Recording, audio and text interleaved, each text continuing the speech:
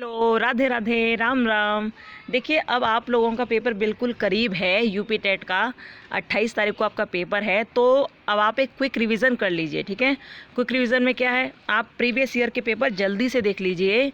ये 2019 का पेपर है, ठीक है, क्योंकि प्रीवियस ईयर के पेपर जब आप कर लोगे ना सॉल्व, तो आपको एक आइडिया लग जाएगा कि प्रश्न आते कैसे हैं, कहाँ कहाँ से पूछे जाते हैं, कैसे आते हैं और उनको सॉल्व कैसे करना है। ठीक है, आपको एक आइडिया लग जाएगा। और दूसरा ये है कि ये जो प्रश्न उत्तर होते हैं ना, इसी तरह के लौट फिर कर आते रहते हैं। ठीक है, पेपर में प्रश्नोत्तर लौट फिर कर ऐसे ही आते रहते हैं, इसलिए आप ये जितने पेपर हम करा रहे हैं उन्हें बहुत ध्यान से करना। आज हम 2019 का पेपर ले रहे हैं, ये क्विक रिवीजन है, जल्दी जल्दी करना और सोच कर करना। ठीक है, ध्यान रखना। आप ये देख रहे हो 2019 लिखा हुआ है ना, ऊपर प्रथम पाली लिखा है। प्रथम पाली 2019 बी सीरीज का है। ठीक है, और ये फर्स्ट पेपर है। ठीक है, फर्स्ट पेपर है। तो अब आप लोग बहुत ध्यान से देखिए कि क्या है क्या नहीं है, कैसे कैसे प्रश्न आते हैं। इससे आपको बहुत अच्छा आइडिया लगने वाला है। बस आप जल्दी से इन्हें पढ़ लीजिएगा, टाइम निकालो कैसे भी करके। ठीक है, और इन क्वेश्चंस को देखो, पढ़ो और समझो। चलो स्टार्ट करते हैं, हम लोग सॉल्व करते जाएंगे। ठीक है, जो इंग्लिश वाले स्टूडेंट हैं वो इंग्लिश की तरफ देखना, और जो हिंदी वाले वो हिंदी की तरफ आराम से देखना। ठीक है, तो अब यहाँ देखिए, पहला प्रश्न है। वैसे आपको इतना बड़ा तो नज़र आ रहा होगा ना, ज़्यादा बड़ा करने की आवश्यकता नहीं है ना। देखिए, पहला प्रश्न है, यदि शिक्षक कक्षा में एक छात्र को समस्यात्मक बालक के रूप में पाता है तो उसे क्या करना चाहिए, बताओ। शिक्षक यदि देख रहा है कि कोई बच्चा समस्यात्मक है, शिक्षक को यदि नज़र आ रहा है कि क्लास में कोई बच्चा समस्यात्मक है, तो क्या करना चाहिए शिक्षक को। देखो, पहले तो इसके लिए आपको समस्यात्मक बालक के रूप में पता होना चाहिए कि समस्यात्मक बालक होता कैसा है। आपने देखा है क्लास में काफ़ी बच्चे होते हैं, लेकिन कुछ बच्चे ऐसे होते हैं जो टीचर कुछ भी सुना रहा हो, पढ़ा रहा हो, लेकिन बच्चा फिर भी अपने मुँह से मतलब दांतों से और अपने नाखून को चबाता रहेगा, काटता रहता। आपने देखा है बहुत सारे बच्चे ऐसे होते हैं कि हाथ अपने मुंह में ले लिए और ऐसे करके अपने दांतों से नाखूनों को चबा रहे हैं, काट रहे हैं उन्हें, देखते हो। उसे कहते हैं समस्यात्मक बालक, ऐसे होते हैं। या फिर पेंसिल ले ली, अपने कान में बार बार लगा रहे हैं। अब कोई बालक नाक में ही घुसाने लगा रहता पेंसिल को, देखा आपने। ये होता है समस्यात्मक बालक। ठीक है, कि टीचर कुछ भी पढ़ा और लेकिन वो जिस गतिविधि में लग रहे हैं वो उसी गतिविधि में लगे रहते हैं बालक। ठीक है, उन्हें कहते हैं समस्यात्मक बालक। तो जब शिक्षक ऐसे बालक को क्लास में देखे तो उसे क्या करना चाहिए, क्या उसे घर भेज देना चाहिए, नहीं भेजना चाहिए। क्या उसे नज़रअंदाज करना चाहिए, नहीं करना चाहिए। क्या दंड देना चाहिए, नहीं देना चाहिए। तो क्या करना चाहिए, उसे परामर्श देना चाहिए। ठीक है, तो पहले का आंसर क्या होगा, पहले का आंसर होगा 4 वाला। ठीक है, ध्यान रखना, समझते भी जाओ और करते भी जाओ, ताकि आपको पता चल जाए कि हाँ कौन से क्वेश्चन का आंसर कैसे सही है। ठीक है, इसका आंसर होगा 4। अब दूसरा देखिए, पाठ्य सहगामी क्रियाएं मुख्यतः संबंधित हैं। तो पहले आपको यह आना चाहिए कि पाठ्य सहगामी क्रियाएं होती क्या हैं। एक तो होती हैं पाठ्यक्रम से संबंधित क्रियाएं। तो पाठ्यक्रम से संबंधित क्रियाएं क्या हैं, पाठ्यक्रम से संबंधित क्रियाएं वो होती हैं जैसे कि आप स्कूल में जाते हो पढ़ने के लिए, आपका जो सिलेबस होता है उसके अकॉर्डिंग आपके टीचर आपको पढ़ाते हैं। ठीक है, आपको सारी चीज़ पढ़ा देते हैं अच्छी तरह से, तो वो तो होती हैं पाठ्यक्रम से संबंधित क्रियाएं। ठीक है, पाठ्य क्रियाएं। लेकिन जो पाठ्य सहगामी होती हैं, यानी कि ये क्रियाएं भी आपके स्कूल में कराई जाती हैं, आपके शिक्षकों द्वारा कराई जाती हैं, लेकिन आपके सिलेबस में नहीं होती। तो वो होती हैं पाठ्य सहगामी क्रियाएं। जैसे आपने देखा होगा कि कोई विशेष उत्सव होता है, उस पर डांस वगैरह का प्रोग्राम कराया जाता है। आपने देखा होगा कि बड़े बड़े जो जैसे कि गांधी जयंती हो, या फिर यूनिटी डे हो, या फिर और भी कोई डे होते हैं जैसे 26 जनवरी, 15 अगस्त वगैरह हो, तो उस पर बड़ी बड़ी रैली निकलवाई जाती हैं आपके स्कूल के टीचर्स द्वारा, बच्चे निकालते हैं ना, देखा है ना। और डांस, खेल वगैरह, इन सब चीज़ों का आयोजन किया जाता है स्कूल के माध्यम से, तो वो कहलाती हैं पाठ्य सहगामी क्रियाएं।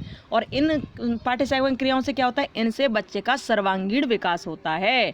क्या होता है, सर्वांगीण विकास। तो इसका आंसर क्या होगा, दूसरे नंबर का। ठीक है, अब तीसरा प्रश्न देखिए। तीसरा है, इनमें से किसने सिद्धांत का प्रतिपादन नहीं किया। कौन से सिद्धांत का, अधिगम सिद्धांत का। किसने अधिगम सिद्धांत नहीं दिया।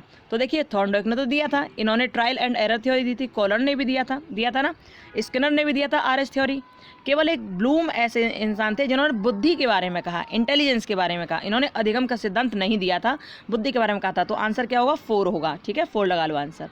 समझते भी जाओ और याद भी करते जाओ, ताकि दोबारा पढ़ने की आवश्यकता न पड़े, एक बार में क्लियर होता चला जाए। ठीक है, अब चौथा प्रश्न देखो, शिक्षा में अवरोधन का तात्पर्य है। शिक्षा में अवरोधन का तात्पर्य क्या है। शिक्षा में अवरोधन यानी कि शिक्षा में रुकावट।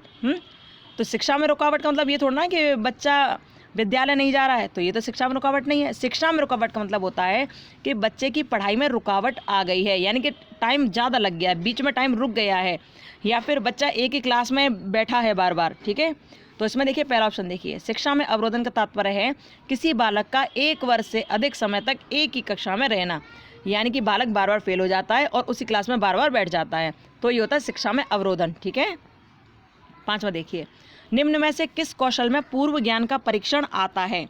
पूर्व ज्ञान का परीक्षण किस चीज़ में आता है? तो देखिए प्रदर्शन कौशल में तो प्रेजेंट का ही देखा जाता है, तुरंत, उद्दीपन में भी प्रेजेंट का ही काम चलता है, समापन में भी ये तो फ्यूचर का चला जाता है और प्रेजेंट का ही चलता है, लेकिन प्रस्तावना कौशल ऐसा है जिसमें पूर्व ज्ञान का परीक्षण आता है। ठीक है, तो इसका आंसर होगा, क्या होगा? सेकंड वाला, यानी कि दूसरे नंबर का। ठीक है, अब 6वां प्रश्न देखिए, 6वां क्या है, निम्न में से किस सिद्धांत को पुनर्वलन का सिद्धांत भी कहते हैं? तो पुनर्वलन का सिद्धांत कौन सा है? इसमें देखिए क्रिया प्रसूत अनुबंधन सिद्धांत, जिसमें ये कहा था ना कि जितना ज़्यादा क्रिया होती है उतना ही ज़्यादा अनुबंधन मिलता है, और जितना अनुबंधन मिलता है उतना ही ज़्यादा पुनर्वलन होता है। ठीक है, किसने कहा था ये, आप हमें बताएंगे। ठीक है, इसका आंसर होगा पहला वाला, क्रिया प्रसूत सिद्धांत किसने दिया था? ठीक है, बहुत फेमस नाम है, हम ऊपर भी इसे देख चुके हैं, तो आप बताइएगा। याद रखना, इन्होंने ये कहा था कि सबसे पहले अनुक्रिया होती है, इन्होंने RS थ्योरी दी थी, हमने अभी आपको ऊपर तुरंत ही बताया ना, उस वाले प्रश्न में देखिए किसके बारे में कहा था हमने।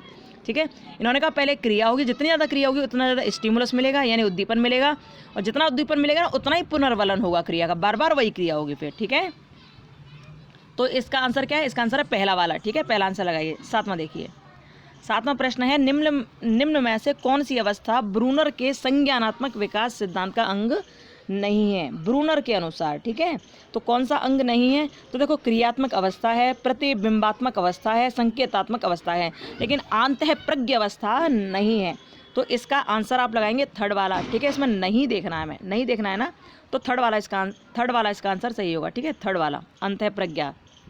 ठीक है, देखिए 8वां प्रश्न है, मॉरिसन ने बोध स्तर के शिक्षण प्रतिमान में 5 पदों का वर्णन किया। वे हैं, यानी कि ये कह रहे हैं कि मॉरिसन ने बोध स्तर के, यानी कि आपकी बुद्धि के स्तर के 5 प्रतिमान बताए थे, 5 पद बताए थे। ठीक है, शिक्षण प्रतिमान 5 बताए थे, तो वो कौन कौन से थे ये इन्होंने कहा है।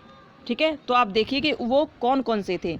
ओके, तो सबसे पहले तो आप ये देखिए कि मॉरिसन के बोध स्तर कहाँ कहाँ है और कैसे कैसे, स्टार्ट में कौन सा बताया, सेकंड नंबर पर कौन सा बताया, थर्ड नंबर पर कौन सा बताया, उस तरह से पूछ रहे हैं। ठीक है, प्रश्न दोबारा पढ़ो, मॉरिसन ने बोध स्तर के शिक्षण प्रतिमान में 5 पदों का वर्णन किया, वो 5 पद कौन कौन से हैं? तो यहाँ हम बताएंगे यहाँ पर कि पहले कौन सा बताया, दूसरा कौन सा बताया, तीसरा कौन सा बताया। ठीक है, तो देखिए सबसे पहले जो उन्होंने बोध स्तर बताया था ना, वो बताया था खोज, कि खोज क्या है, खोज कैसे होती है। ठीक है, उन्होंने ये बताया। फिर बताया प्रस्तुतिकरण। ठीक है, और उसके पहले बताया खोज, फिर बताया प्रस्तुतिकरण, और फिर बताया आत्मीकरण। ठीक है, आत्मीकरण। ठीक है, उसके बाद बताया संगठन व्यवस्था। ठीक है, और उसके बाद बताया वाचन अभिव्यक्तिकरण। ओके, यानी कि कैसे आना चाहिए, सबसे पहले होगा यहाँ पर सेकंड नंबर वाला आएगा सबसे पहले, तो सेकंड किस में, देखो सेकंड दूसरे में भी है, चौथे में भी है।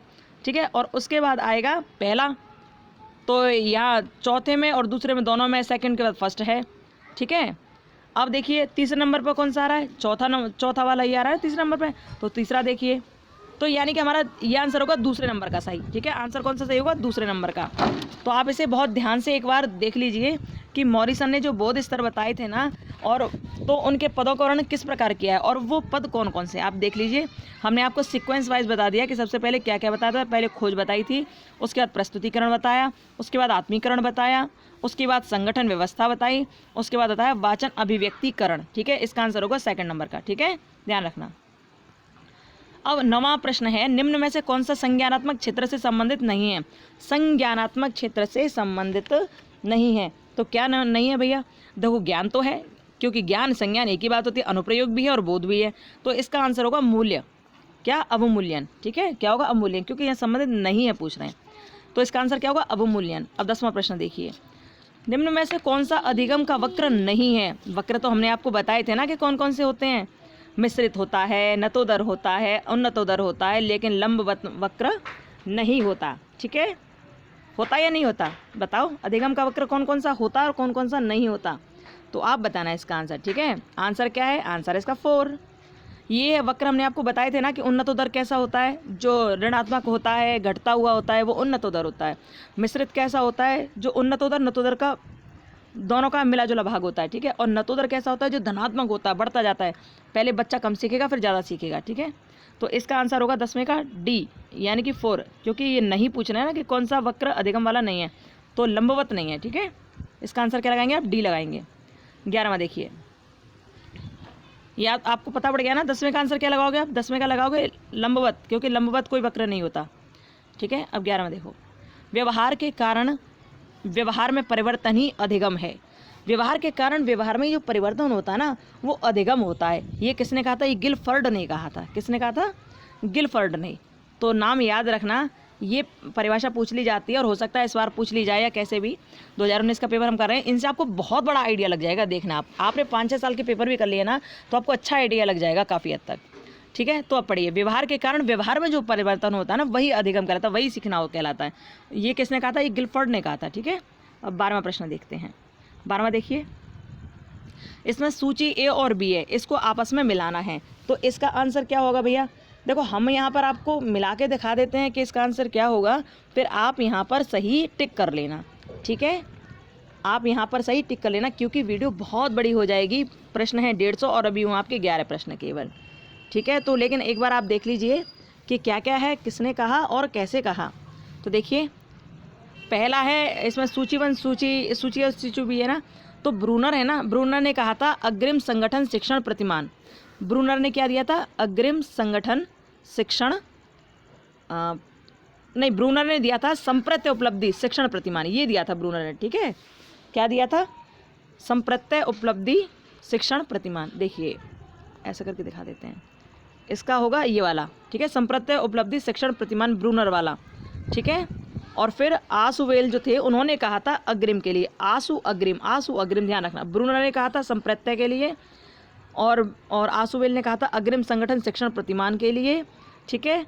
और लेज़र ने कहा था बुनियादी शिक्षण प्रतिमान के लिए, और जो गार्डनर थे ना उन्होंने कहा था साइनेटिक्स शिक्षण प्रतिमान के लिए, ठीक है। इसलिए इसका आंसर होगा सी वाला, यानी कि थर्ड वाला आंसर सही होगा इसका। 12वें का आंसर कौन सा सही होगा, थर्ड वाला। 12वें का आंसर कौन सा सही होगा, थर्ड वाला, ठीक है। थर्ड याद रखना, सेकंड नहीं हुआ, थर्ड सही होगा, ओके। अब देखिए 13वां प्रश्न देखिए, समस्या समाधान का प्रथम चरण है। क्या है, समस्या समाधान का प्रथम चरण है। तो प्रथम चरण कौन सा है समस्या समाधान का, समस्या जब आपके सामने कोई होगी तभी तो आप उसका चरण पहला और दूसरा देख पाओगे। तो सबसे पहला जो समस्या समाधान का जो पहला चरण है वो है समस्या की पहचान करना। पहले समस्या की पहचान करो कि समस्या है क्या, क्योंकि जब समस्या ही नहीं पता तो आप कैसे कोई जान पाओगे कि समस्या है या नहीं है, हाँ। तो 13वें का आंसर होगा क्या, बी, यानी कि दूसरे नंबर का, ठीक है। 14वां देखिए, 13वें का आंसर दूसरा होगा, ठीक है। और 14वें का आंसर देखिए, बालकों का अधिगम सर्वाधिक प्रभावशाली होगा। बालकों का अधिगम सर्वाधिक प्रभावशाली कब होगा, तो इसका आंसर आप देखिए, बालकों का संज्ञानात्मक, भावात्मक एवं मनोचालक पक्षों का विकास हो तभी, ठीक है। इसका आंसर सेकंड वाला लगाइए। प्रश्न पढ़िए दोबारा, बालकों का अधिगम सर्वाधिक प्रभावशाली कब होगा, जब बालकों का संज्ञानात्मक विकास हो, भावात्मक हो और मनोचालक हर पक्ष का विकास हो, तब बालक का सर्वाधिक प्रभावशाली अधिगम विकास होगा, ठीक है। तो इसका आंसर क्या होगा, दूसरा, ठीक है, सेकंड नंबर का। 15वां देखिए, स्मृति स्तर एवं बोध स्तर के शिक्षण प्रतिमान की संरचना में कौन सा सोपान उभयनिष्ठ है, यानी कि स्मृति शिक्षण स्तर में भी आता है और बोध स्तर में भी आता है, तो कौन सा उभयनिष्ठ, दोनों में ही आता है। कौन सा वाला है वो, देखिए इसमें प्रस्तुतिकरण दोनों में आता है। इसका आंसर 15 का डी लगा लीजिए, ठीक है, 4 लगा लीजिए, ये दोनों में आता है, ठीक है, प्रस्तुतिकरण। 16वां देखिए, मानव विकास का प्रारंभ होता है। मानव का विकास का प्रारंभ कहाँ से होता है, तो आप सभी जानते हो कि बच्चा तो गर्भ से ही विकास करता है, गर्भ से ही बालक का विकास होता है, तो इसका होगा गर्भावस्था से, ठीक है। मानव का विकास कैसे कहाँ से प्रारंभ होता है, गर्भावस्था से, ओके। अब आगे वाला प्रश्न हम लोग देखते हैं, 17वां प्रश्न देखते हैं। बहुत अच्छी तरह से आप लोग ये देखते जाना, बढ़िया तरह से आप ये पढ़ते जाना, इनसे आपको बहुत काफ़ी हद तक आपके क्वेश्चन आंसर से सॉल्व हो जाएंगे। यदि आपने अच्छी तरह पढ़ लिया ना तो आपके पेपर काफ़ी हद तक आपको इजी लगेंगे, क्योंकि इनमें से ही प्रश्न कहीं ना कहीं घूम फिर कर आते रहते हैं, ठीक है। तो ये 2019 का पेपर हम देख रहे हैं, आपको बता ही दिया है, देखिए अच्छी तरह से। देखिए 17वां प्रश्न, द कंडीशन ऑफ लर्निंग, सुनी सुनी सी लग रही होगी ना कोई ये बुक, पढ़ी या नहीं पढ़ी? तो कंडीशन ऑफ लर्निंग किसने लिखी है? ये लिखी है R.M. गेने ने। किसने लिखी है? The condition of learning, R.M. गेने। ठीक है, याद रखना। द कंडीशन बताई इन्होंने, लर्निंग की कंडीशन बताई किसने? गेने ने। गेने को लर्निंग। ठीक है, इनसे थोड़ा कैसे भी करके याद कर लेना इसे। ठीक है, अब देखिए 18वां प्रश्न है, किशोरावस्था बड़े संघर्ष, तनाव, हमला व विरोध की अवस्था है। यह कथन किसका है? हमने आपको बताया था ना, जब बच्चे की अवस्थाएं बताई थी कैसे कैसे होती हैं, तो किशोरावस्था कैसी बताई थी कि बहुत संघर्ष की अवस्था, बहुत तनाव की अवस्था है, ये कहा था ना, तो ये वही है। तो ये किसने कहा था कि किशोरावस्था बहुत तनाव में रहने वाली अवस्था? ये कहा था ना स्टैनले हॉल ने। ठीक है, किसने कहा था? स्टैनले हॉल ने। ठीक है, याद रखना। अच्छा, यदि ये कहो कि अरे जैसा पूछ लिया गया वैसे ही थोड़ा ना आ जाएगा, तो भैया वैसे नहीं आएगा, तो घूम पर आ जाएगा। जैसे स्टैनले हॉल ने किशोरावस्था की अवस्था को किस तरह का बताया, तो ऑप्शन दे देंगे, बड़े संघर्ष की अवस्था, आराम की अवस्था, मनभावन अवस्था, ऐसे से दे देंगे। तो इसमें आंसर आप लिख दोगे कैसे? तनाव की अवस्था, संघर्ष की अवस्था। ठीक है, प्रश्न वही होते हैं, बस घूम फिर कर आ जाते हैं, इतना होता है। ठीक है, तो देखिए किशोरावस्था बड़े संघर्ष की अवस्था है, तनाव की अवस्था और हमला व विरोध वाली अवस्था किसने कहा था? स्टैनले हॉल ने। ठीक है, अब 19वां प्रश्न देखिए, सूक्ष्म शिक्षण के भारतीय प्रतिमान में कुल कितना समय लगता है? सूक्ष्म शिक्षण में तो इसमें लगता है 36 मिनट। कितना? 36 मिनट। इसमें आप लिख लीजिए 36 मिनट ध्यान से। ठीक है, सूक्ष्म शिक्षण में कितना टाइम लगता है? 36 मिनट। 20वां प्रश्न देखिए, सीखने का पठार सीखने की प्रक्रिया के मुख्य अभिलक्षण हैं जो उस स्थिति को प्रकट करते हैं जिसमें सीखने की प्रक्रिया में कोई उन्नति नहीं होती। यह कथन किसका है? इसमें सीखने का पठार के बारे में बोलना है ये कि सीखने का पठार सीखने की प्रक्रिया के मुख्य अभिलक्षण है। ठीक है, जो उस स्थिति को प्रकट करते हैं जिसमें सीखने की प्रक्रिया में कोई उन्नति नहीं होती है। तो ये पठारों के बारे में क्वेश्चन था, जो सीखने के पठार का वर्णन कर रहे हैं, उसका आंसर बताओ। आंसर होगा इसमें रॉस, यानी कि डी, यानी कि 4। ठीक है, ध्यान रखना है इस बात को। ओके, आपने ये देख ही लिया कि सीखने का पठार सीखने की प्रक्रिया के मुख्य अभिलक्षण है जो उस स्थिति को प्रकट करते हैं जिसमें सीखने की प्रक्रिया में कोई उन्नति नहीं होती। ये किसने कहा? ये रॉस ने कहा है। ठीक है, अब आप ये वाला देखिए 21वां प्रश्न। 21वां प्रश्न क्या है? स्तंभ ए को स्तंभ बी से मिलाना है। इसमें एक प्रश्न में 4 उत्तर होते हैं। आपने चारों तैयार कर लिए तो आपके 4 प्रश्न तैयार हो गए। ठीक है, अब आंसर देखिए इसका क्या होगा। जो एनिमल इंटेलिजेंस दिया था ना, आपको बहुत अच्छी तरह ध्यान होगा कि एनिमल इंटेलिजेंस किसने दिया था। जो एनिमल के ऊपर किसने व्यवहार किया था, इन्होंने कहा था कि कोई भी जीव हो, कोई भी हो, बार बार गलती करता है और बार बार सीखता है। ट्रायल एंड एरर थ्योरी किसने दी थी? ध्यान है आपको? थॉर्नडाइक ने। तो एनिमल इंटेलिजेंस के ऊपर एक पुस्तक भी तो लिखी थी ना, उस पुस्तक का नाम बताना याद हो तो आपको। इसका आंसर क्या होगा? फर्स्ट का थर्ड लगाओ, फर्स्ट का थर्ड होगा। ठीक है, अब सेकंड देखो, फर्स्ट का थर्ड होगा, सेकंड देखो पुनर्वलन की अनुसूची। अब पुनर्वलन की अनुसूची किसने दी थी? तो इसका देखो 4th। ठीक है, पुनर्वलन के बारे में किसने बताया था? पुनर्वलन कैसे होता है किसने बताया था? स्किनर ने बताया था। ठीक है, यानी कि सेकंड का हो गया 4th। ठीक है, और फर्स्ट का हो गया क्या? फर्स्ट का हो गया 3rd, थॉर्नडाइक। ठीक है, अब तीसरा देखिए, सारगर्भिता का नियम है। तो सारगर्भिता का नियम क्या है? सारगर्भिता का नियम किसने दिया था? गेस्टॉल्ट ने दिया था। सारगर्भिता याद रखना, सारगर्भिता या संपूर्णता या गेस्टॉल्ट नियम, ये किसने दिए थे? गेस्टॉल्ट वादियों ने दिए थे। ठीक है, तो इन्हें बहुत ध्यान रखना। और अनुकूलन के बारे में किसने बताया था? अनुकूलन के बारे में कहा था पियाजे ने। ठीक है, किसने कहा था? किसने कहा था? पियाजे ने। Very good. तो आप ये प्रश्न बहुत अच्छी तरह से ध्यान रखना, इसमें आपके 4 प्रश्न तैयार हो जाते हैं। एक बार दोबारा देख लो, एनिमल इंटेलिजेंस किसने बताया था? ध्यान रखना कौन सी एनिमल पर प्रैक्टिकल किया था थॉर्नडाइक ने? वो किया था एक बिल्ली के ऊपर। ठीक है, तो ये थॉर्नडाइक ने दिया था एनिमल इंटेलिजेंस। ठीक है, दूसरा देखिए, पुनर्वलन की अनुसूची किसने कहा था? स्किनर ने। ठीक है, सारगर्भिता का नियम किसने दिया था? ये दिया था गेस्टॉल्ट ने। वही संपूर्ण नियम कि हम किसी को देखते हैं तो पूरा देखते हैं, किसी एक चीज़ को नहीं देखते हैं उसमें। ठीक है, ये सारगर्भिता का नियम था, यानी कि संपूर्णता का नियम था। ठीक है, गेस्टॉल्ट ने दिया था। अनुकूलन किसने बताया? पियाजे ने बताया। ठीक है, तो इसका आंसर होगा ए। क्या आंसर होगा इसका? ए वाला, यानी फर्स्ट वाला। ठीक है, 22वां देखिए, विकास कभी न समाप्त होने वाली प्रक्रिया है। यह कथन किस सिद्धांत से संबंधित है? कि विकास कभी समाप्त नहीं होता, ये लगातार होता है, हमेशा चलता ही रहता है। विकास ऐसी प्रक्रिया है जो कभी ख़त्म नहीं होती। तो भाई जो लगातार चले, जो कंटिन्यू चले, वो तो निरंतर ही जो चलता रहता है, तो वो तो निरंतरता का ही सिद्धांत होगा ना।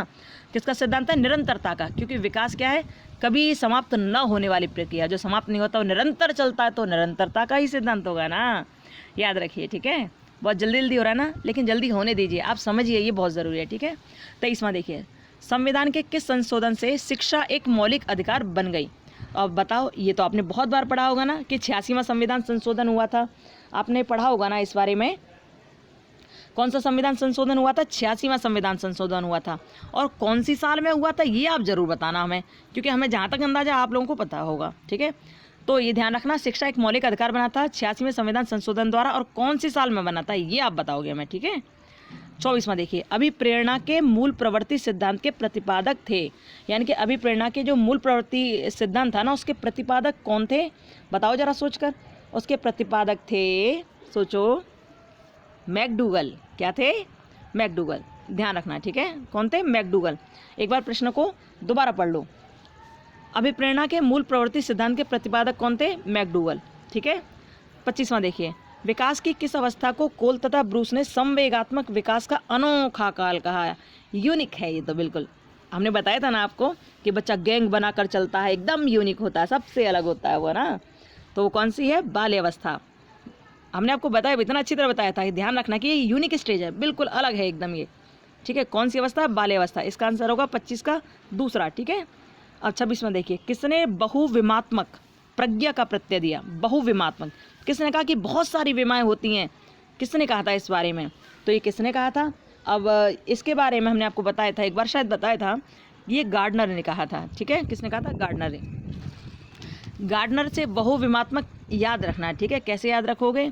कि जैसे गार्डनर को पढ़ो, गार्डनर क्या करता है? आपने देखा होगा, कोई यदि जैसे गार्ड हो तो रक्षा करता है ना, तो एक गार्डनर जो है ना, ये बहुविमात्मक है, बहुत चीज़ों की रक्षा करता है, यही सोच लेना आप, कुछ भी करना, ठीक है। ये गार्ड जो है रक्षा करता है ये बहुत सारी चीज़ों की। तो बहुविमात्मक प्रज्ञा किसने दिया था? गार्डनर ने दिया था, ठीक है।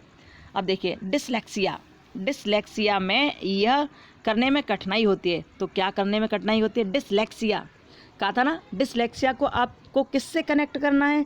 डिसलेक्सिया को आपको किससे रिलेट करना है? बताया था ना आपको। तो इसमें डिसलेक्सिया में क्या होता है? इसमें पढ़ने से संबंधी, वर्तनी संबंधी कठिनाई होती है, ठीक है। ध्यान रखना, ठीक है। क्या होता है? वर्तनी संबंधी कठिनाई होती है, पढ़ने में होती है कठिनाई डिसलेक्सिया में, ठीक है। आंसर क्या होगा? तीसरा होगा इसका, 27 का तीसरा आंसर। 28वां देखिए, निम्न में से क्या समावेशी कक्षा में शिक्षक की भूमिका नहीं है? समावेशी शिक्षा में शिक्षक की भूमिका कौन सी नहीं है? तो हमें ये देखना है कौन सी नहीं है। तो ये देखिए, सेकंड वाला, शिक्षक को निःशक्त बच्चों पर ध्यान नहीं देना चाहिए। ये दूर से ही दिखाई दे रहा है कि ये तो बिल्कुल ही अलग है, तो ध्यान नहीं देना चाहिए। एक बात बताओ, कक्षा में बेचारे जो कुछ निःशक्त बंधुजन हैं, बेचारे कोई देख नहीं पा रहा, या कोई चल नहीं पा रहा, या कोई समझ नहीं पा रहा, तो क्या शिक्षक का ये अधिकार बनता है कि उसे ध्यान ना दे उस पर? ये तो गलत बात है ना। तो यही उसमें प्रश्न पूछा है कि समावेशी कक्षा में शिक्षक की भूमिका क्या नहीं है। तो भैया बाकी तो सब भूमिकाएं हैं, लेकिन ये जो सेकंड पॉइंट है ये नहीं है, ठीक है। तो आप इसका आंसर क्या लगाओगे? सेकंड वाला, ठीक है। 29वां प्रश्न देखिए, कक्षा में छात्रों को प्रश्न पूछने के लिए क्या करना चाहिए? प्रेरित करना चाहिए, हतोत्साहित करना चाहिए, रोक देना चाहिए, या अनुमति नहीं देनी चाहिए? तो भैया प्रेरित करना चाहिए ना। हाँ, प्रेरित करोगे तभी तो बच्चे आपसे प्रश्न पूछेंगे। यदि आप बच्चों को चुप कराते रहे, दबाते रहे उनकी भावना को, तो आपको गाली देंगे, वो और कुछ नहीं देंगे, ठीक है। अब चाइल्ड डेवलपमेंट में 30वां प्रश्न है, बच्चे की वृद्धि मुख्यतः संबंधित है। बच्चे की वृद्धि कैसे होती है? बताओ, सोच कर देखो। नैतिक विकास से, सामाजिक विकास से, शारीरिक विकास से, भावनात्मक विकास से? किससे संबंधित है? बच्चे की वृद्धि होती कैसे है? तो होती है शारीरिक विकास से। हमने आपको बताया था, बहुत अच्छी तरह डिस्क्राइब भी किया था कि वृद्धि और विकास में क्या अंतर है, बताया था ना। आपको ना हर प्रश्न ध्यान से पढ़ना है। वृद्धि के बारे में पूछ रहे हैं, विकास के बारे में नहीं पूछ रहे। हमने क्या कहा था? वृद्धि और विकास में अंतर है। आपने ये वीडियो नहीं देखी हो तो CDP की जो सेकंड क्लास है आप वो देख लेना, ठीक है। वृद्धि विकास का एक जो अंतर है वो आप समझ जाओगे, इसलिए हम बार बार कह रहे थे कि आप लोग सही से पढ़ लेना। तो इसका आंसर होगा शारीरिक विकास से। वृद्धि वो होती है जो शरीर के विकास को बताती है। शरीर में क्या वृद्धि हो रही है, कितनी लंबाई बढ़ गई, कितनी चौड़ाई बढ़ गई, कैसी आंखें हो गई, क्या हो गया। तो ये जो चीज़ होती है वृद्धि से रिलेटेड है, ठीक है। वृद्धि यानी कि समृद्धि, ठीक है। वृद्धि यानी कि अभिवृद्धि, वृद्धि यानी कि ग्रोथ। तो जो ग्रोथ होती है वो आपकी बॉडी से रिलेटेड है, यानी कि शारीरिक विकास से रिलेटेड है, ठीक है। 30 का आंसर होगा C, यानी कि थर्ड वाला, ठीक है। अब यहाँ आता है हिंदी लैंग्वेज। हम लोग यहाँ हिंदी लैंग्वेज को देखने वाले हैं अब।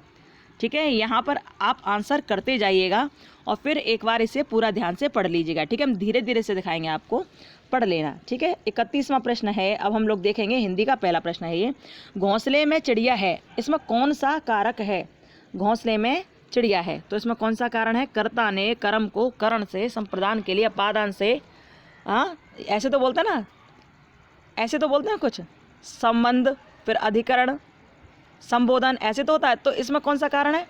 इसमें कारक है अधिकरण कारक, ठीक है। घोंसले में चिड़िया है, में अधिकरण है ये, ठीक है। 31 का क्या होगा? पहला आंसर, ठीक है। पहला आंसर लगाना और इसको सही से पढ़ के देख लेना। अब देखिए आगे, चूँकि ये सारा इतना बड़ा गद्यांश दिया हुआ है, इसे आप पढ़ लेना। वैसे छोटा ही है, कोशिश ये करना कि जब आप पेपर में इसे करो तो पहले एक बार प्रश्नों को निहार लेना और तुरंत इसे एक बार देख लेना फिर, ठीक है। वैसे चलो हम पहले इसे यहीं पढ़ ले रहे हैं इसे, ठीक है, ध्यान से पढ़ो। इसमें 32 और 33 उत्तर हैं इसमें, यानी कि 2 प्रश्नों के उत्तर इसी में हैं। पढ़िए। गांधीवाद में राजनीतिक और आध्यात्मिक तत्वों का समन्वय मिलता है, यही इस वाद की विशेषता है। आज संसार में जितने भी वाद प्रचलित हैं वह प्राय राजनीतिक क्षेत्र से सीमित हो चुके हैं, राजनीतिक क्षेत्र में सीमित हो चुके हैं। आत्मा से उनका संबंध विच्छेद होकर केवल बाह्य संसार तक उनका प्रसार रह गया है। मन की निर्मलता और ईश्वर निष्ठा से आत्मा को शुद्ध करना गांधीवाद की प्रथम आवश्यकता है। ध्यान रखना, गांधीवाद की प्रथम आवश्यकता क्या है, ठीक है। ऐसा करने से निस्वार्थ बुद्धि का विकास होता है और मनुष्य सच्चे अर्थों में जन सेवा के लिए तत्पर हो जाता है। गांधीवाद में सांप्रदायिकता के लिए कोई स्थान नहीं है। इसी समस्या को हल करने के लिए गांधी जी ने अपने जीवन का बलिदान कर दिया, ठीक है। अब देखिए 32वां प्रश्न, ये आपने ये पूरा नहीं पढ़ा हो सही से तो दोबारा पढ़ लेना, ठीक है, दोबारा पढ़ लेना यदि आपका मन हो तो। लेकिन ये ध्यान रखना ये सारे क्वेश्चन आपको अच्छी तरह आने चाहिए, बिल्कुल। यहाँ पढ़ लो फिर दोबारा इन्हें लगाने की कोशिश करना, ठीक है। देखिए इसमें प्रश्न क्या है? उपर्युक्त गद्यांश के आधार पर बताइए कि संसार के सारे वाद सीमित हैं। सारे वाद सीमित हैं, किसमें सीमित हैं? राजनीतिक क्षेत्र तक सीमित हैं, ठीक है। उत्तर क्या होगा इसका? इसका उत्तर होगा राजनीतिक क्षेत्र तक, ठीक है। अब देखिए 33वां प्रश्न हम लोग देखते हैं। 33 में क्या? उपर्युक्त गद्यांश में गांधीवाद का आधार किसे बताया गया है? तो किसको बताया गया गांधीवाद का आधार? राजनीतिक और आध्यात्मिक तत्व को, ठीक है। इसका आंसर होगा थर्ड वाला, ओके, ध्यान रखना। गांधीवाद का आधार बताया गया है, आप ये देख लेना, ठीक है। 33 में का तीसरा आंसर है। इसको एक बार दोबारा से पूरा आप पढ़ लेंगे तो आपको और अच्छी तरह से समझ आ जाएगा, जिससे आपको किसी भी तरह की परेशानी नहीं होगी। एक बार नहीं समझ आए तो दोबारा पढ़ लिया करो, ठीक है। और ये पेपर जो हम करा रहे हैं सॉल्व, इसे पूरा देखना, ठीक है। इसके अलावा हम और भी पेपर करेंगे। फिलहाल ये देखो, अब 2019 वाला पेपर आप देखो, ठीक है। अब ये देखिए, कनुप्रिया के रचनाकार कौन है? कनुप्रिया के रचनाकार कौन है? तो इसका आंसर आप लगाइए धर्मवीर भारती, ठीक है। क्या आंसर है इसका? धर्मवीर भारती, ठीक है। और 35वां देखिए, प्लुत स्वर कौन सा है? प्लुत स्वर कौन सा होता है? देखिए प्लुत स्वर कौन सा है इसमें? इसमें है ओम, ठीक है, जो 3 से बना है, अ उ म, ओम, ठीक है। प्लुत स्वर कौन सा है? ओम, ठीक है, ध्यान रखना। और ये पूछे भी जाते हैं, बहुत पूछे जाते हैं, आप इसका बहुत ध्यान रखना। प्लुत स्वर है ओम, ठीक है। अब देखिए 36वां प्रश्न, राम आम खाता है, मैं वाच्य का कौन सा रूप है? राम आम खाता है, इसमें देखिए कौन सा वाच्य रूप है? क्या ये कृतवाच्य, भाववाच्य, कर्मवाच्य है या फिर उभयवाच्य? भाई क्या कर रहा है राम? कुछ खाने की कोशिश कर रहा है ना, है। और राम क्या है? करता है ना। तो इसका आंसर हम क्या लगाएंगे? राम, इसका आंसर क्या लगाएंगे हम? इसका आंसर लगाएंगे कृतवाच्य, ठीक है। करने की कोशिश कर रहा है, खाने की कोशिश कर रहा है। तो राम आम खाता है, इसमें कृतवाच्य कौन, इसमें वाच्य कौन सा? कृतवाच्य है, ठीक है। 36 में का ए। अब देखिए ये बहुत फेमस है, रही मन पानी राखे बिन पानी सब सूम, पानी गए न उबरे मोती मानस चून। इसमें कौन सा अलंकार है? तो इस दोहे में देखिए कौन सा अलंकार, दोबारा पढ़िए, रही मन पानी राखिए बिन पानी सब सून, पानी गए न उबरे मोती मानस चून। कौन सा है इसमें? बताओ जरा। इसमें श्लेष अलंकार, क्योंकि कुछ इसमें श्लिष्ट हो रखा है, क्योंकि इसमें कुछ चिपक रहा है। अब देखिए क्या क्या चिपक रहा है इसमें, ठीक है। ये वाला बहुत फेमस है, बहुत पूछा जाता है। इसका आंसर होगा श्लेष अलंकार, ठीक है। जब हम लोग हिंदी की क्लास करेंगे ना सीटेट के टाइम, तो हिंदी पढ़ेंगे अच्छी तरह से, टेंशन मत लेना। फिलहाल क्योंकि यूपीटेट वालों के पास अब टाइम तो है नहीं ज़्यादा, पेपर आ गया बिल्कुल, इसलिए यहाँ पर बहुत शॉर्ट में हम लोग पेपर को देख रहे हैं। बस ये इन वीडियोस का मतलब ये है कि आपको ये प्रश्न आपके दिमाग में भर जाएं कि कैसे कैसे प्रश्न पूछे जाते हैं, और इन प्रश्नों से भी आपको पूछे जा सकते हैं, ठीक है। इसलिए ये मत सोचना कि ना पूछा जा रहा हम वैसे देख रहे हैं, वैसे नहीं देख रहे हो आप। यहाँ सॉल्व कर लोगे तो वहाँ भी आप आराम से सॉल्व कर पाओगे। ठीक है, ध्यान रखिए। तो इसका आंसर क्या होगा? इसका आंसर होगा श्लेष अलंकार। ठीक है, श्लेष अलंकार। रहीमन पानी वाले का होगा आंसर श्लेष अलंकार। ठीक है, 37 क्वेश्चन हम लोग कर चुके हैं। अब देखिए 38वां क्वेश्चन है। 38वां क्वेश्चन है, निम्नलिखित में से कौन सा शब्द शुद्ध है? अब देखिए शुद्ध शब्द कौन सा है? अंक, चांद, आँख या अंगना? कौन सा शब्द इसमें शुद्ध है? क्या कुछ गलत लग रहा है क्या, या कुछ सही लग रहा है क्या? बताओ क्या आंसर होना चाहिए इसका? इसका आंसर सही होना चाहिए थर्ड। ठीक है, 38वें का तीसरा आंसर सही होगा। ठीक है, अब देखिए 39वां, निम्न में से किस शब्द की वर्तनी सही है? तो किसकी वर्तनी सही है इसमें? सन्निधि, समनिधि, सन्निधि या सन्निधि? कुछ तो ऐसे हैं जो दूर से ही आपको नजर आ रहे होंगे कि ये गलत हैं। ठीक है, तो इसका सही आंसर होगा सन्निधि। ठीक है, 39 का आंसर सन्निधि, ये सही है, फर्स्ट सही है। 40वां देखिए, उपचारात्मक शिक्षण की सफलता निर्भर करती है। तो जो उपचारात्मक शिक्षण होता है उसकी सफलता किस पर निर्भर करती है? देखिए जरा ध्यान से, किस पर निर्भर करती है? समस्याओं के कारणों की सही पहचान पर। उपचार का मतलब क्या होता है? जब आप देख लोगे किसी में कोई परेशानी है तभी तो उसका उपचार करोगे, इसलिए पहले समस्याओं के कारणों की आप पहचान कर लोगे तभी तो उसका उपचार करोगे। तो उपचारात्मक शिक्षण की जो सफलता निर्भर करती है ना, वो पहले समस्या को देखती है, समस्या के कारणों को जानती है। ठीक है, तो ध्यान रखना, इसका आंसर होगा फोर्थ वाला। 40 क्वेश्चन हम लोग कर चुके हैं। आगे देखिए, आगे क्या है? यहाँ 41 और 42वां प्रश्न का उत्तर है इसमें। देखिए इसमें लिखा है, वरदंत की पंगति कुंदकली, अधराधर पल्लव लोचन की, चपला चमके घन बीच जगह, छवि मोतिन माल अमूलन की, घुंघरार लटे लटके मुख ऊपर, कुंडल लाल कपोलन की, निवछावर प्राण करे तुलसी, बले जाऊं ललायन बोलन की। वाह क्या बात है, क्या बात कर दी। किसके लिए कहा है तुलसीदास ने? ये तुलसीदास जी ने कहा है छोटे छोटे बालकों के लिए। वो छोटे बालक कौन हैं? वो हैं छोटे से राम, लक्ष्मण, भरत और शत्रुघ्न। उनकी सुंदरता का वर्णन यहाँ पर किया है किसने? बाबा तुलसीदास ने। ठीक है, राम जी का, उन सब बालकों का, जो चारों कुमार हैं ना, उनका वर्णन यहाँ किया है कि कैसे इनकी लटें हैं घुंघराली वाली, मैं नछावर जाऊँ, प्राण करूँ इन पर नछावर, इनकी बोली पर नछावर जाऊँ, इनके कपोलों पर जाऊँ, इनके हंसी पर, इनकी जो सुंदरता उस पर मैं बलिहारी जाऊँ। ये कहा है तुलसीदास बाबा ने। किसके लिए? छोटे छोटे बालक है ना, उनके लिए, जो राम, लक्ष्मण, भरत, शत्रुघ्न है ना, उनके लिए। मतलब भगवान की बाल छवि का वर्णन यहाँ पर कर रहे हैं बाबा तुलसीदास। ठीक है, तो जब बाल छवि का वर्णन कर रहे हैं तो बालकों के लिए तो वात्सल्य रस होता है ना, तो रस पूछा है तो वात्सल्य रस। ठीक है, कौन सा है? वात्सल्य रस। ठीक है, 42वां देखिए, उपरोक्त पद्य किस कवि का है? अब देखिए क्लियरली उसमें नाम दे रखा है, तुलसी बले जाऊं ललाइन बोलन की, दे रखा है ना लास्ट वाली लाइन में। तो भैया आप सब लोग आप बहुत ध्यान से देख ही चुके होंगे, तो किसका है ये पद? ये है बाबा तुलसीदास का। ठीक है, अब देखिए 43वां प्रश्न, उच्चारण स्थान की दृष्टि से कौन सा विकल्प शुद्ध है? उच्चारण की दृष्टि से कौन सा विकल्प शुद्ध है? अब देखिए आप बोल कर देख लिया करो, श कहाँ से निकल रहा है। जब आप बोलते हो तो श कहाँ से निकल रहा है, और ये जो श है,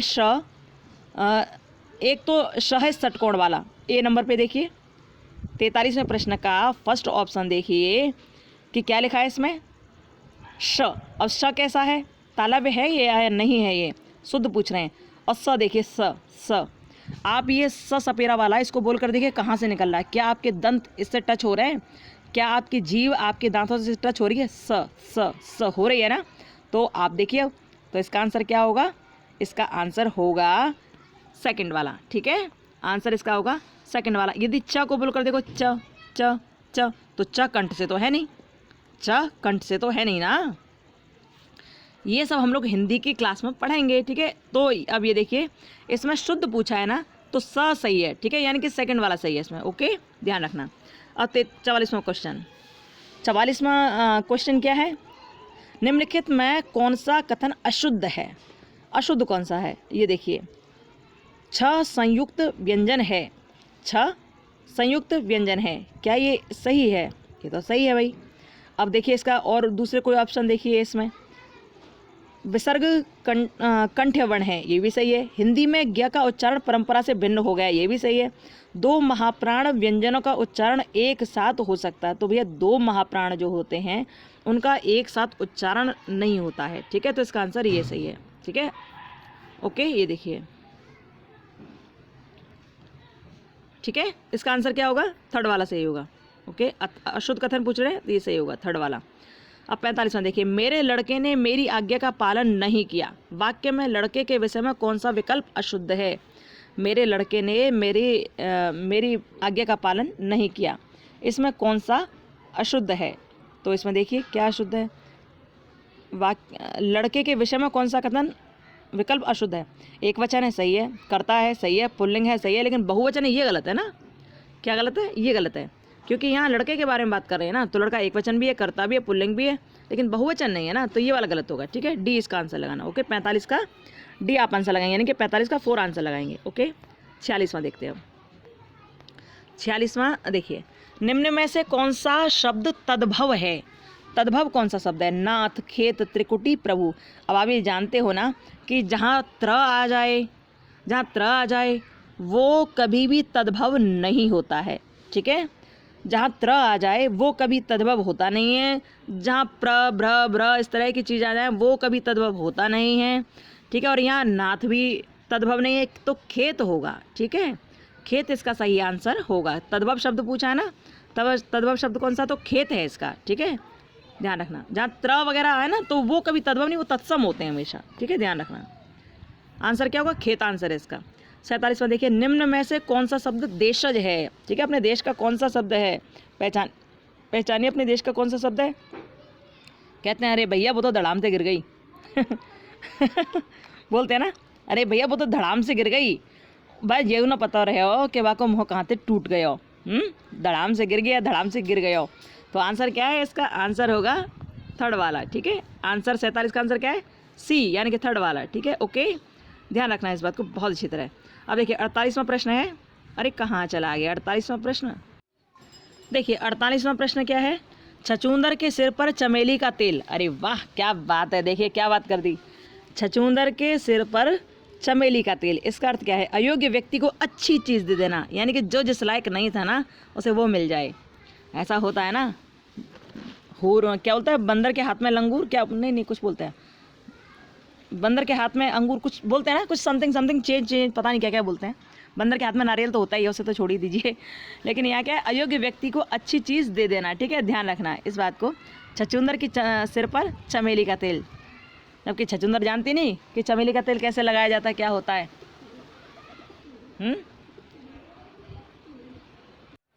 तो इसका आंसर क्या होगा? छछूंदर के सिर पर चमेली का तेल, इसका आंसर होगा अयोग्य व्यक्ति को अच्छी चीज़ देना। ठीक है, आंसर होगा इसका थर्ड वाला। ठीक है, अब देखिए 49वां प्रश्न है, ऋग्वेद का संधि विच्छेद क्या है? ऋग्वेद का संधि विच्छेद यदि हम लोग करें तो इसका क्या होगा? इसका होगा ऋग्वेद। क्या होगा? ऋग्वेद, सेकंड नंबर का। ठीक है, ध्यान रखना। चलो 50वां देखो, आप बीती शब्द में समास है, तो आप बीती में कौन सा समास है? यह तत्पुरुष समास। हम ये सारे समास वगैरह और रस ये सब पढ़ेंगे हम लोग सीटेट के लिए। ठीक है, टेंशन मत लेना, अब यूपी टेट के लिए टाइम ज़्यादा नहीं है, इसलिए केवल यहाँ पेपर सॉल्व कराए जाएंगे। तो आप बस इन पेपरों को बहुत ध्यान रखना कि क्या क्या प्रश्न कैसे कैसे पूछे जाते हैं। ठीक है, बहुत अच्छा आइडिया आपको लगने वाला है इन सबसे। आप बीती में कौन सा समास है? तत्पुरुष समास। ठीक है, हो गया। चलिए 51 देखिए, प्रयोजन का समानार्थी शब्द नहीं है। प्रयोजन का समानार्थी शब्द नहीं है, तो प्रयोजन का नियोजन समानार्थी शब्द कभी नहीं होता। ठीक है, जबकि उद्देश्य, हेतु, लक्ष्य ये सब सही है, नियोजन नहीं है। ठीक है, तो समानार्थी नहीं पूछा है, तो इसका होगा फोर्थ वाला। ओके, चलिए अब देखते हैं हम 52 क्वेश्चन। ठीक है, 52वां प्रश्न देखते हैं। 52वां प्रश्न क्या है? ऋजु का विलोम शब्द है। ऋजु बहुत पूछा था, ऋजु का क्या होता है? वक्र होता है। ठीक है, ऋजु का होता है वक्र। ठीक है, आगे देखिए 53वां, निम्नलिखित में से कौन किस विकल्प में विशेषण का निर्देश अशुद्ध है? विशेषण का निर्देश अशुद्ध है, तो इसका आंसर क्या होगा? इसका आंसर होगा वह नौकर। कोई विशेषण नहीं है, वह नौकर में कोई विशेषण नहीं है। भैया इसमें भी होता है, अशुद्ध पूछा है ना, तो देखिए वह नौकर कोई विशेषण नहीं है, इसका आंसर होगा 4 वाला। ठीक है, 53 का कौन सा आंसर है? 4 वाला है। ओके, आगे देखिए 54वां, आप भला तो जग भला, सब जानते हैं ना, ये तो बहुत बोलते हैं लोग। तो वाक्य में सर्वनाम के किस भेद का बोध हो रहा है? ठीक है, वाक्य में सर्वनाम के किसका भेद होता है? तो निजीवाचक सर्वनाम है। कौन सा है? निजीवाचक सर्वनाम है। देख लेना, आप भला स्वयं के लिए हो रहा है, आप भला तो जग भला, आप अच्छे हो, आप भले हो तो जग भला आपको दिखाई देगा, और आप ही बुरे हो तो आपको पूरा जगत बुरा दिखाई देगा। तो इसका क्या है? निजवाचक सर्वनाम। ठीक है, क्या है? निजवाचक सर्वनाम। अब 55वां प्रश्न देखिए, निम्नलिखित में से कौन सा शब्द पुल्लिंग है? कौन सा शब्द पुल्लिंग है? संतान, कड़ी, चील, सरसों, क्या है पुल्लिंग इसमें से? बताओ कौन सा पुल्लिंग होना चाहिए इसमें से? संतान, संतान है ना पुल्लिंग, बाकी तो सब कड़ी, चील, सरसों ये सारी चीज़ क्या है? ये स्त्रीलिंग है। आगे देखिए 56वां, प्रकाशन वर्ष की दृष्टि से डॉक्टर हरिवंश राय बच्चन की रचनाओं का सही अनुक्रम है। हरिवंश राय बच्चन वही हैं जो अमिताभ बच्चन जी के पिताजी हैं, ठीक है।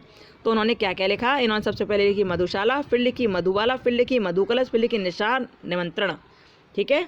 मधुशाला, मधुबाला, मधुकलश, निशान निमंत्रण, ठीक है। तो ये है इनकी क्रियाओं का, रचनाओं का सही अनुक्रम। ओके, सेकंड वाला ध्यान रखना, ठीक है। अब 56 हो गए, 57वां देखते हैं। 57वां प्रश्न क्या है? सुमेल कीजिए। क्या सुमेल करना है? हिंदी साहित्य सम्मेलन कब हुआ? काशी नागरिक प्रचारणी सभा की स्थापना कब हुई? और राष्ट्रभाषा प्रचार समिति वर्धा कब बनी? तो आपको ये सुमेलित करना है। अब सुमेलित कैसे करेंगे? इन्हें पढ़ने के बाद करेंगे, ठीक है। कैसे करेंगे? इन्हें पढ़ने के बाद करेंगे। तो पढ़ेंगे कैसे? देखिए दोबारा एक बार, देखिए ध्यान से। काशी साहित्य सम्मेलन ये कब हुआ था? 1910 में हुआ था। काशी साहित्य सम्मेलन कब हुआ? 1910 में हुआ। काशी नागरिक प्रचारणी सभा की स्थापना कब हुई? 1893 में हुई, ठीक है। हिंदी साहित्य सम्मेलन कब हुआ था? बहुत ध्यान रखना, 1910 में हुआ था। हिंदी साहित्य सम्मेलन, आंख बंद करके बोलो, हिंदी साहित्य सम्मेलन 1910। काशी नागरिक प्रचारणी सभा की स्थापना 1893, ठीक है। और क्या रह गया? राष्ट्रभाषा प्रचार समिति वर्धा ये कब हुई थी? 1918 में, ठीक है। अब एक बार दोबारा बोलो, हिंदी साहित्य सम्मेलन कब हुआ था? बताओ जरा ध्यान से, कब हुआ था? ये होता 1910 में, ठीक है। हिंदी साहित्य सम्मेलन 1910, काशी नागरिक प्रचार सभा की स्थापना 1893 में हुई थी, और राष्ट्रभाषा प्रचार समिति वर्धा कब बनी थी? 1918 में, ठीक है। आगे देखिए, यानी कि इसका आंसर क्या हुआ? इसका आंसर हुआ फर्स्ट वाला, ए वाला। कौन सा हुआ? 57 का पहला। आगे देखिए 58वां, तुलसीदास के रचनाकार हैं। अब तुलसीदास ने लिखी होगी क्या तुलसीदास अपने बारे में कुछ लिखेंगे क्या? नहीं लिखेंगे ना। तो वैसे भी यहाँ नाम तो खैर दिया नहीं है, लेकिन शायद दे भी सकते थे वो लोग। तो इसका आंसर क्या होगा? तुलसीदास के जो रचनाकार है ना, वो है सूर्यकांत त्रिपाठी निराला। तुलसीदास बाबा ने सूर्य कुल के जो कुल दीपक हैं राम, उनकी चर्चा की अपने वक्तव्य में, और वहीं सूर्य ने चर्चा की तुलसीदास की। ध्यान रखना, इस तरह आप याद कर सकते हो, ठीक है, कि तुलसीदास ने किसकी रचना की थी? अधिकतर राम जी की। राम कौन है? सूर्य कुल के सूर्य हैं। और फिर उन्हीं तुलसीदास के बारे में, यानी कि तुलसीदास रचना जो की है, तुलसीदास नाम की जो रचना की है वो किसने की? सूर्य ने। यानी कि सूर्य तुलसीदास से संबंधित है और तुलसीदास सूर्य से संबंधित है, ठीक है, याद रखना। 59वां देखिए, अन्या से अनन्या आत्मकथा किसकी है? अन्या से अनन्या किसकी आत्मकथा है ये? तो ये है प्रभा खेतान की। किसकी है? प्रभा खेतान की। इसका आंसर क्या होगा? इसका आंसर होगा सेकंड वाला, ठीक है। 60वां देखिए, प्रभु जी तुम चंदन हम पानी, बहुत ही बड़ा गाना है भैया, बहुत बड़ा ये एक भजन, बहुत सुंदर भजन है, सुनकर देखना। ये किसने कहा था? ये कहा था रैदास जी ने। किसने? संत रैदास ने कहा था, प्रभु जी तुम चंदन हम पानी, संत रैदास। ये आपके 60 क्वेश्चन हो गए और वीडियो आगे हो गई आपकी बहुत ज़्यादा बड़ी। कितनी बड़ी? बहुत ज़्यादा बड़ी। तो देखिए अब हमें क्या करना चाहिए? आई थिंक हमें ये वाला जो पार्ट है ना, 2 पार्ट हम लोगों ने कंप्लीट कर लिए हैं, क्योंकि 150 प्रश्न है कुल मिलाकर, 150 क्वेश्चन है कुल मिलाकर, जिसमें से हम लोग 60 क्वेश्चन कर चुके हैं। तो इस वीडियो को आप पहले देखिए, 60 क्वेश्चन आप लोग कंप्लीट कीजिए जल्दी से, फिर हम आगे चल के दूसरी वीडियो में आज ही, मतलब ये पूरा पेपर हमें आज ही पूरा करना है, कंप्लीट करना है, ठीक है। 60 हम क्वेश्चन कर चुके हैं, अब आगे की वीडियो में आप बाकी के 60-70 क्वेश्चन और देखेंगे, फिर आगे की भी देखेंगे, ठीक है। आज आपको पूरा पेपर सॉल्व करना है बढ़िया तरह से, और एक एक शब्द आपको याद होना चाहिए इसमें से, ठीक है। इस वीडियो को हम यहीं पर रोकेंगे क्योंकि वीडियो बहुत बड़ी होती जा रही है, तो आप देख लीजिए, ठीक है, ध्यान रखना इस बात को, ओके। या फिर ऐसा करते हैं कि इस वीडियो को हम थोड़ा सा और बढ़ा देते हैं, अभी एक पोर्शन और कंप्लीट कर देते हैं, लेकिन ऐसा कीजिए, आज इस वाली वीडियो में इतना ही बहुत है। अब आगे हम देखेंगे इससे अगली वीडियो में जस्ट ही थोड़ी देर बाद ही, ठीक है। चलिए खुश रहिए, मस्त रहिए और अपना ध्यान रखिए। याद रखना है कि पेपर आपको सॉल्व करना है हर कीमत पे, आपको बहुत अच्छा आइडिया लग जाएगा और बहुत सारे प्रश्न आपके इन क्वेश्चन से क्लियर हो जाएंगे, ठीक है। चलिए खुश रहिए, मस्त रहिए और अपना ध्यान रखिए, और ये आगे बढ़ाते रहिए ताकि और बच्चों को पता चले, वो लोग भी इन्हें पढ़ सकें, ठीक है। पेपर आपके पास टाइम नहीं है ना ज़्यादा, तो इनको आप सॉल्व करके ही जाना, ओके। चलिए बाय, राधे राधे, राम राम, जय सिया राम।